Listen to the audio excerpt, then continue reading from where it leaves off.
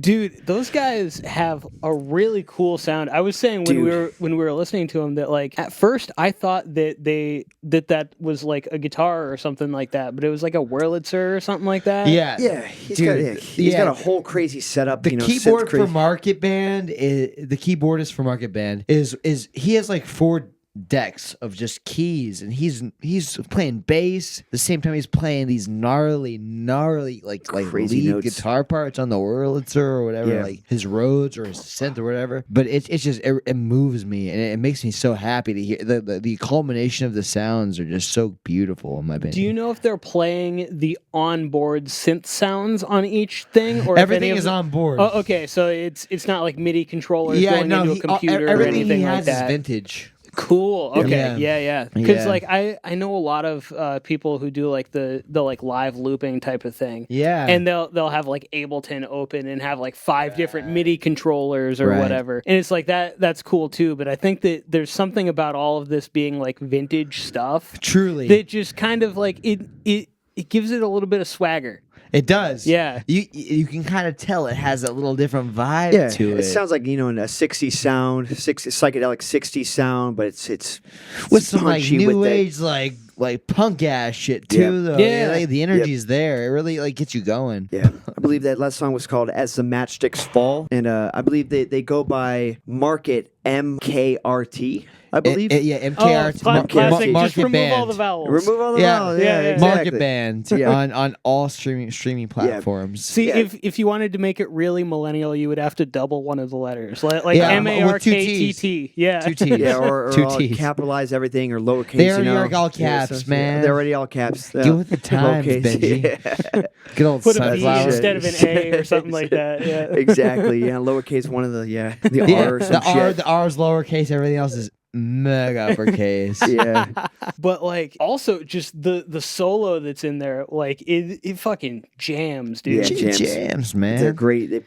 And every song that I've heard live is always like, great punchy energy. It's a tried and true. If you put it on your in your car or when you're driving somebody around, they're gonna nod their head and be like, okay, this is cool. Yeah. This is another kosher. it's another one of those bands too, like we were talking about, that are like kind of hypnotic. Like you don't realize how long the songs are because you just get lost like, in it. whoa! That wasn't 15 seconds. That wasn't 30 seconds. Whoa, wild! What is time?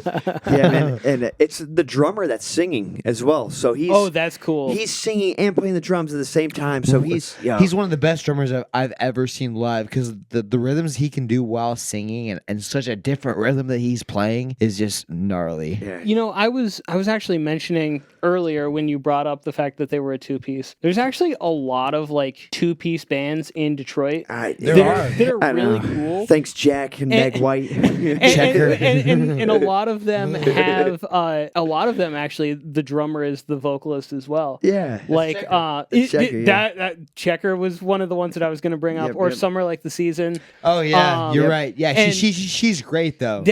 Summer, we the Aromas played a show with them, and I was blown away by Summer Like the Season. Yeah, you guys did that a couple months ago. I wasn't able to come out because I had to work, and I was kind of pissed off. It happens. That's life. Yeah, it's the way that it goes. Yep. But like, it's really interesting the way that 2-piece bands put together a sound live, because you have to have some sort of bass element. You have to make it bigger than a 2-piece. Exactly. And so you've either got like some really interesting like bass leading stuff where you've got like the walking bass and then playing the chords on the other strings. Yeah. Or like I think that what Checker does is they've actually got their guitar running through a bass amp and a regular amp at the same time, or something like that. Yeah, I was talking to CK last night about that. Yeah, or like these guys with keyboards, you can just have one keyboard dedicated to having a bass sound, and then like that. That's like the Doors thing, for sure. Like yeah, Ray definitely. Type of shit. In this new age, there are so many guitar pedals and just like old school communication. I can bring you to a dope ass sound, man.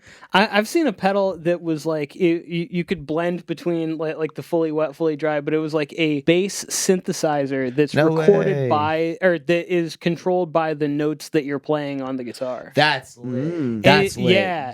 I haven't tried it out personally, but it's like I've seen like some videos on YouTube and stuff like that, and it's like. Cool.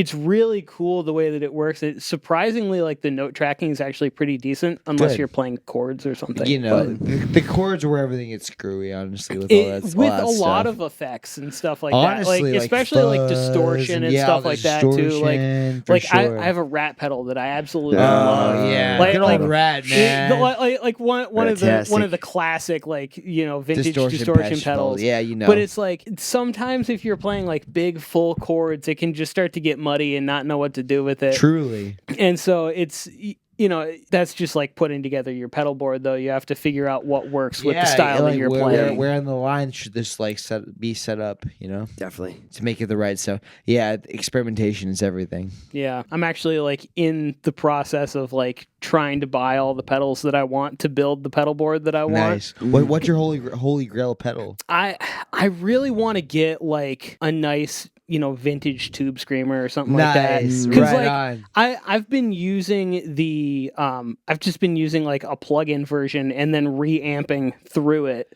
Right out on. of Logic, like recording a DI and Yep. then running it through the like digital pedal. And then running it through the amp, and like it sounds pretty decent, but like I really want to just put together a board that has like all that stuff, you know. Nice. No, you can do. You can definitely do that. Definitely, these vintage, days. vintage tube scream. That's tried and true. Yeah. Yeah, especially for like the heavier stuff like that. That's like the main effect that you need to play like crazy metal I shit. saw it like Just- TS 808. You yeah, know? just tube screamer turned all the fucking way up. That's all you need. Yeah. Honestly, Yeah, for fuck real. yeah. Underrated these days, in my opinion. Yeah, man. We used to have an Ibanez tube screamer, but Well, I that one went down on I us. had a TS 808, but like all I have to do is just like you know, blow off the circuits a little bit, a little We dusty. got a little but dusty what on the are you inside. gonna We do? gotta blow it. Yeah, So man. what's our next tune we got here? Our next tune it's gonna be called "If I Could Choose Anything," right? If I could choose by the Shivas. If I could choose by the Shivas, Yeah, a Portland-based rock and roll band Okay. that have personally blown me away by their accompaniment and just like orchestration, everything. It's amazing. It's like the tune that I have in my head when I wake up in the morning. I'm just like whistling some dumbass shit. This is the song that I hum, and I found the song. I was like, oh shit, why didn't I do this? Yeah, really. All right, Yeah, let's go let's play. give it a spin.